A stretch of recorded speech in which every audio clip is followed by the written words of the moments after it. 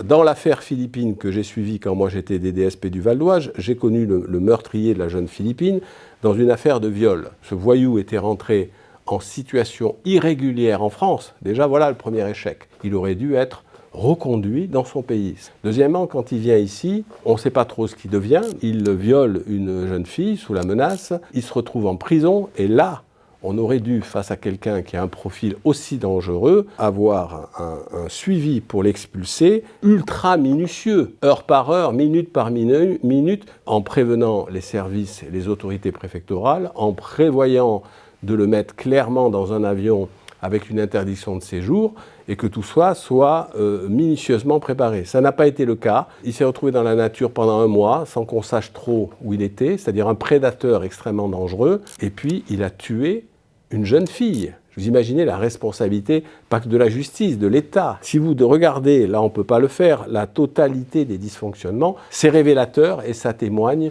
du fait qu'on a trop laissé faire. Cette justice devient absolument impuissante parce qu'il y a une idéologie dès le début des années 80 anti-prison qui vise à vider les prisons et qui fait qu'aujourd'hui, quand vous êtes condamné à de la prison ferme, la plupart du temps, les peines sont aménagées. Ça veut dire que vous n'allez pas en prison. Donc prison ferme ne veut plus dire incarcération. Donc on confond sursis et ferme.